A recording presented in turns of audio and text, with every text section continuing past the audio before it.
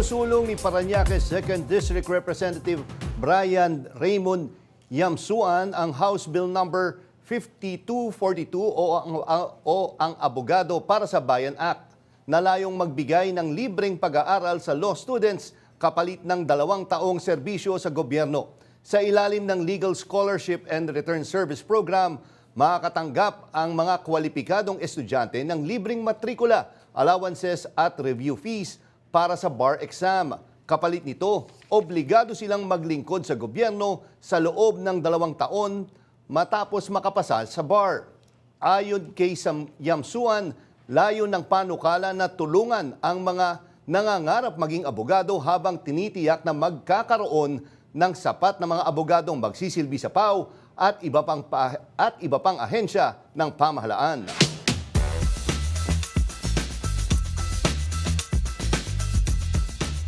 Kaugnay ng panukalang Abogado para sa Bayan Act, makakausap natin sa linya ng telepono si Parañaque 2nd District Representative Brian Raymond Yamsuan. Magandang gabi po, Congressman Yamsuan, and welcome sa Arangkada Balita. Magandang gabi sa lahat na nanonood sa atin, Ninya, Jack, at magandang gabi sa lahat na nanonood ng Arangkada Balita. Congressman, ano po ang nagtulak sa inyo na ihain ang Abogado para sa Bayan Act? Malaki na talaga kasi yung kakulangan natin ng mga abogado, especially dun sa ating public attorney's office. Talagang yung ratio, nakakapanlumo na eh. Kasi isipin mo, for one client, for one public attorney, 5,600 clients ang pinaghahatian nila.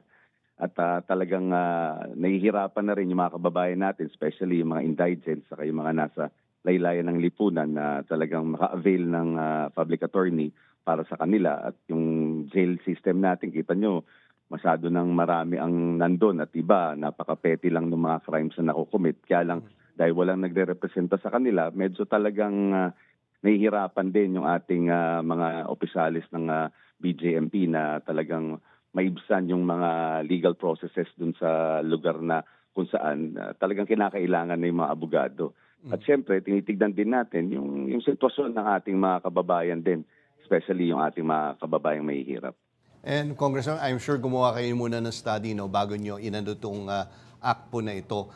Ano nakikita nyong rason bakit bumaba yung bilang ng mga abogado po? Actually, ang problema mo dyan, unang-una yung tuition fee masyadong mataas. Talagang yung mga kababayan natin na gusto pang mag-further ng studies nila dun sa kanilang mga craft, especially sa pag-aabogasya, talagang mahal. Yung libro, yung mga ginagamit na materialis, plus yung tuition fee na pagkataas. Kasi ang average niyan nasa mga 30,000 to 60,000 pag nasa public o SUCs. Tapos pagdating naman dun sa ating mga private schools, nag-range siya between 60,000 to 100,000 per sem. And talagang malaking bagay yun kung maibsan natin yung mga programang ganyan para makatulong din tayo na talagang to professionalize din yung ating mga kababayan at yung public service din natin. And may mabigyan natin ng konting responsable din na makapagbalik tayo dun sa mga talagang gustong mag-aral at gustong i-pursue yung profession ng pagiging abogado. Paano po pipiliin ang mga karapat-dapat na estudyante na makakatanggap ng scholarship sa ilalim nitong scholarship na ito and itong Return Service Program? Actually, ang kailangan natin talagang tignan dyan, yung talagang kung kakayahan din ng estudyante to pursue yung studies. Kailangan din na sila ay talagang nagtatrabaho din kahit paano para maibsan yung kanilang pag-aaral.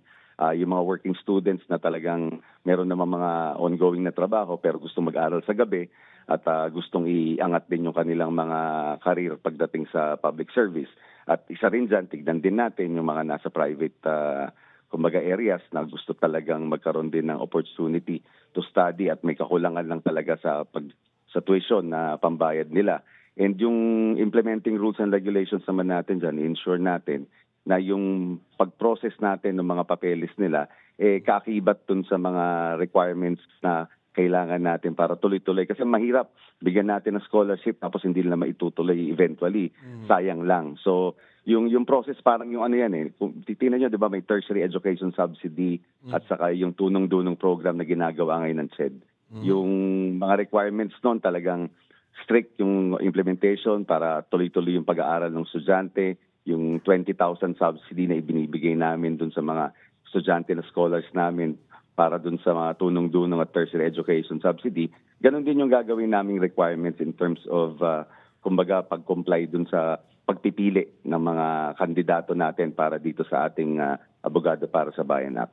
Yun nga, Congressman, no? Paano kunyari ako yung nag-apply doon, then pagdating ng second year, ay parang naisip ko, naku, parang hindi yata para sa akin tong kurso na ito. Pero nagastusan na ho ng scholarship siya. Paano po ang gagawin po doon? Hindi naman, paano yun? Dilipat siya ng course. Definitely, matitigil. Pero yun nga, paano kung dumami yung mga estudyanteng ganon? Yung hindi tinutuloy, nasasayang yung pera po doon. Yun, actually, yun ang pinag-aaralan namin ngayon dun sa mga issues na nangyayari dito sa tunong-dunong at sa tertiary education subsidy na ongoing sa CHED.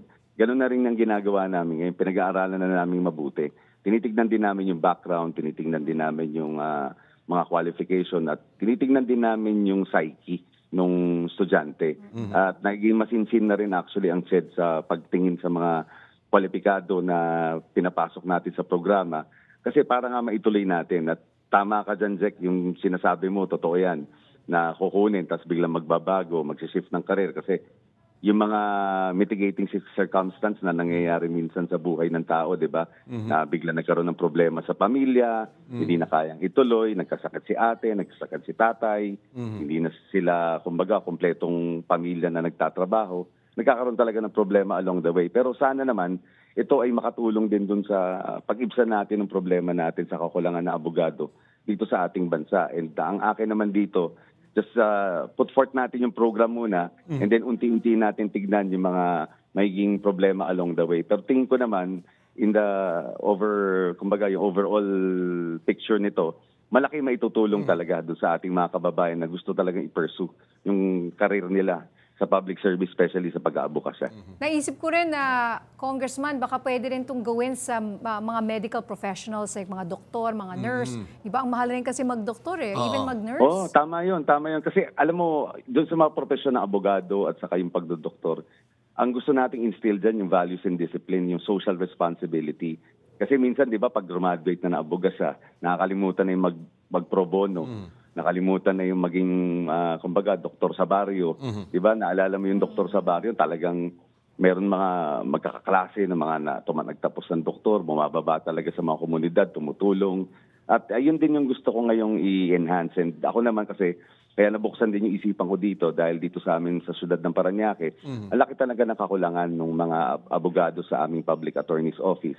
And sila rin yung nagsasabi sa akin na talagang tontuwa sila nung hinain ko tong batas na to dahil talagang makakatulong ng malaki to doon sa komunidad, lalong-lalo na ang amin sa Parañaque, marami kasi may mga mission areas, yung mga talagang nasa laylayan ng lipunan, na andalas yan ang problema. Pati yung mga polis nagreklamo dahil wala silang makakausap na mga abogado na mag-witness doon sa mga kanilang mga kasong pinafile doon sa mga nahuhuli nila doon sa ating area. Kaya minabuti ko na, pinag-aralan to mabuti, talagang kailangan kasi natin dito, i-change na natin yung mindset ng natin. Kailangan yung future-proof na yung mga legal sector natin. Maisaayos natin talaga para ma-address na yung shortage. Kasi if we don't do anything about it, kung di tayo tikilos, walang mangyayari. Hayaan lang natin na lalala yung problema.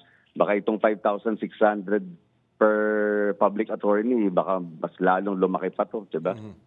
And Congressman po, etong sa panukala nyo po ay strictly for state colleges and universities or pwede sa mga private? Pwede sa private. Sa private. At saka yung benepisyo, magandang benepisyo. Free tuition fee, may allowance for books and supplies, may allowance for bar exam review, may allowance for licensure fees. Oh, okay. What about housing, talagang dorm, ganun po? Pag-usapan naman namin yan kasi siguro kung may masusobra, pero mabuti na namin na mag-enroll sila dun sa area kung saan sila nakatira. Para at least mas safe at lahat. And kung yung iba naman na may subsidy pero kaya naman nilang mag-dorm, siguro yun ang titignan natin. Pag-aaralan pa natin mabuti kasi pag in-implement naman yung IRR niyan, once na maging batas siya, sisiguraduhin natin na tututukan din natin yung question mo, Ninya, na talagang will make it sure na ma-address yung issue na yan. And yun nga, Congressman Yamsuan, maganda, tama kayo, maganda naman yung layunin nitong panukala nyo na para dumami nga yung abogado sa ating bansa. Pero yun nga, kailangan natin ma-motivate sila na Once na pumasok sila dito, ay tuloy-tuloy nila at tapusin nila ito. Tama po. At magsilbi sa bayan. Oo, Yung at talagang magsilbi gusto sa nilang ibalik sa bayan, di ba? Mhm. Yung Oo, kanilang totoo yun. pinag-aralan. Yun, tama yun. Kasi talagang gusto natin na magtrabaho talaga sila. Maglalagay din tayo doon sa implementing rules na once graduate sila, kailangan magtrabaho muna sila sa ating pamahalaan at tumulong sila. And we will make sure na magdadagdag tayo ng sapat na mga items doon sa ating public attorney's office na talagang masisigurado rin na magkakaroon sila ng magandang kinabukasan sa public service. And kailangan na natin i-professionalize eh. Kita mo sa nangyayari sa atin ngayon. Kailangan ng gobyerno, enticing na siya para yung hindi ka na gumawa ng mga mali. Kumbaga, unti-unti na natin pag-aralan din kung paano itataas yung antas ng mga professional level o mga entry level na mga empleyado natin para nang sa ganun, sa murang edad pa lang, sa pagkakapasok pa lang nila, masisigurado na makakabuhay naman sila ng pamilya. Alright, maraming salamat Parañaque 2nd District Representative Brian Raymond Yamsuan. Maraming salamat po. Magandang gabi po sa inyong lahat.